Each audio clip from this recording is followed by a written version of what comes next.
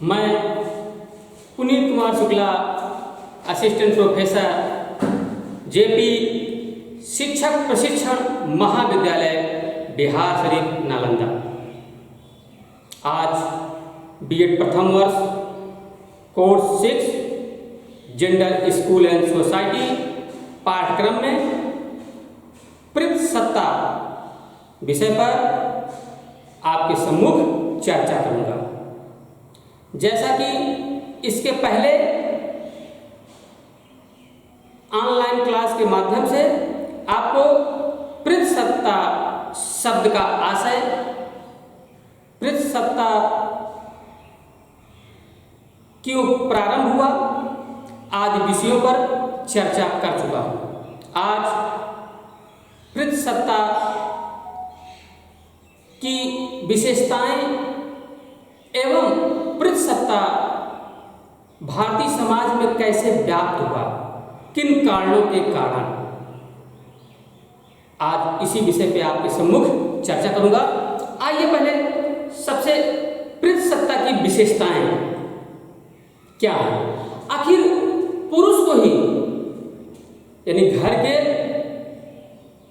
उम्रदराज सबसे बूढ़े व्यक्ति को यानी पिता को ही क्यों पितृसत्ता का रूप माना गया, उन्हीं को क्यों यह जिम्मेदारी दिया गया कि घर की महिलाओं की, घर की सुरक्षा की, बाल बच्चों के पालन पोषण की, डिसीजन लेने की, निर्णय लेने की, सभी क्षेत्रों में उन्हीं को क्यों यह अधिकार दिया गया, पुरुष को ही क्यों अधिकार दिया गया, महिलाओं को क्यों अधिकार नहीं दिया गया, विषय पर चर्चा करूंगा। सबसे पहले ये विशेषताओं पे। पितृसत्ता की सबसे अच्छी विशेषता थी पुत्र का महत्व। पुरुष प्रधान समाज होना, पुरुषों में अधिकार लेने की क्षमता होना, पितृसत्ता में पुरुष वर्ग का कर्मकांड में क्रिया आदि कार्य करना और स्त्रियों की सुरक्षा हेतु निर्णय और उनकी विभिन्न आवश्यकताओं की पूर्ति करना आदि बहुत सारे क्षेत्र हैं और बहुत सारी विशेषताएं हैं जिनके कारण हमारे भारतीय समाज में, जनमानस में यह परंपरा प्रचलित हुई। पितृसत्ता यानी पिता की सत्ता। पितृसत्ता में सबसे पहले महत्वपूर्ण था पुरुषों का, यानी पुरुष में आते हैं पुत्र का महत्व होना। हमारी भारतीय परंपरा में यह माना जाता है कि किसी भी माता पिता को या माता पिता की मृत्यु के बाद उसके श्राद्ध कर्म, क्रियाकर्म, पिंडदान आदि जितने धार्मिक अनुष्ठान होते हैं वह पुत्र ही करता है और पुत्र ही अपने माता पिता को मोक्ष दिलाता है, जिसके कारण पितृसत्ता की परंपरा बढ़ने लगी और समाज में पुरुषों को एक अच्छे रूप में, एक अच्छे शक्तिशाली में पहचान बनी, क्योंकि पुरुष का हृदय कठोर होता था, वह डिसीजन, वह निर्णय तत्काल लेता था और बाहरी लोगों से लड़ने में सक्षम था।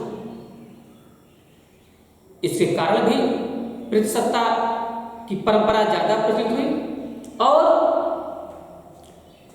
जैसा कि स्त्रियों की सुरक्षा हेतु कार्य पुरुषों पर निर्भर था। स्त्रियां बहुत सुकोमल होती थी, वह ज्यादा लोगों के सामने घुल मिल नहीं पाती थी,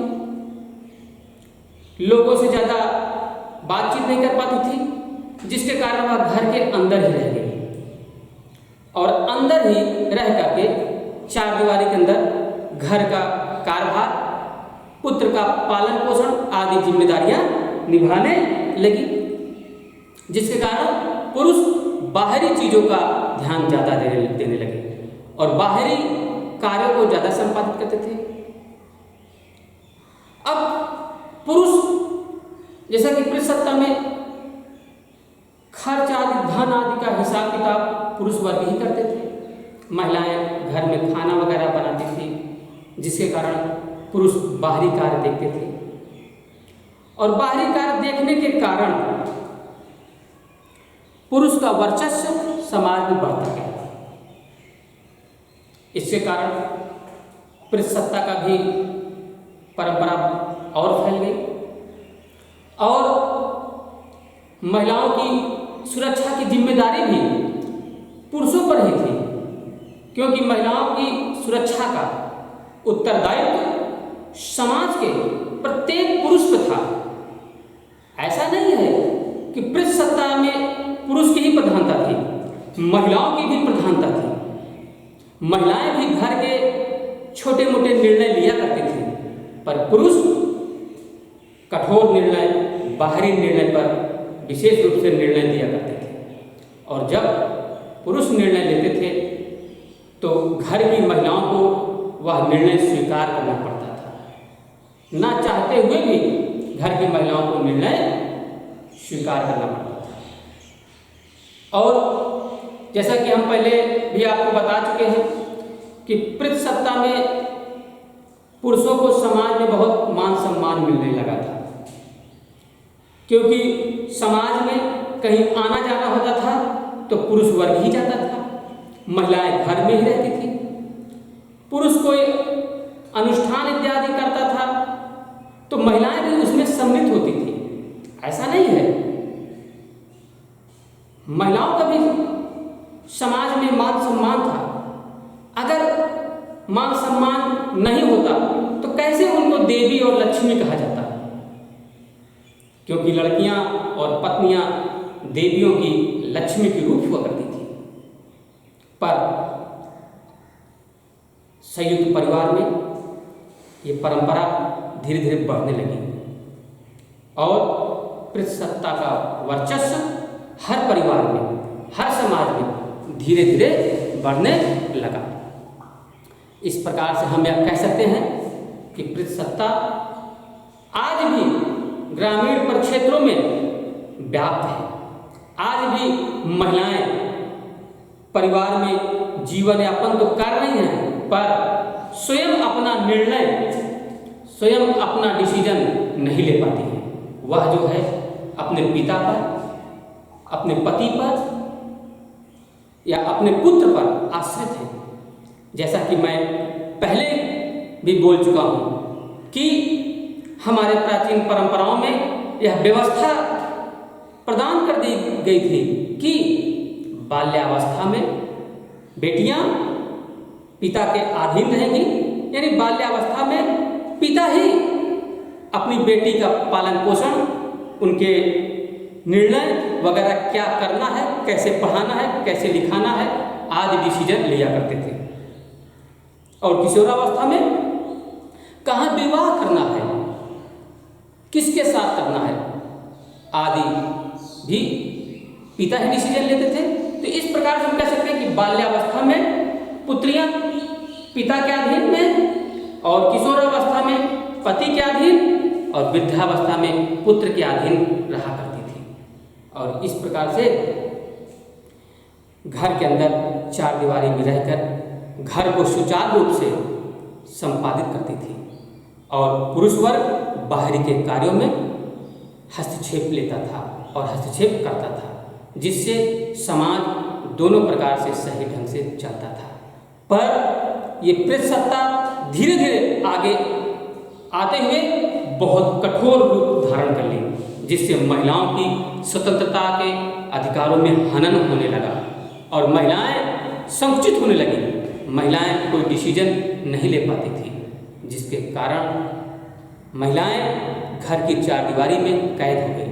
पर भारत आज़ाद हुआ और भारत आज़ाद होने के बाद भारतीय विधि में, भारतीय संविधान में इस सत्ता को परिवर्तन किया गया और परिवर्तन के साथ ही महिलाओं को पुरुषों को दोनों को बराबरी का दर्जा दिया गया और दोनों ही समाज में अच्छे ढंग से रह सके, ऐसे कानून, ऐसे व्यवस्थाएं बनाए गए जो आज आपको उदाहरण देखने को मिल रहा है।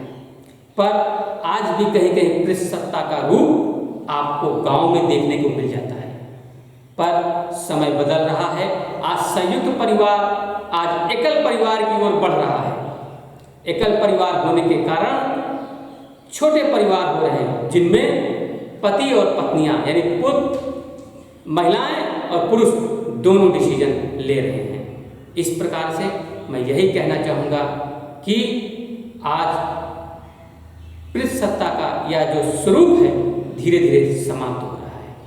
मैं इसी के साथ अपनी बात को रखता हूँ। धन्यवाद।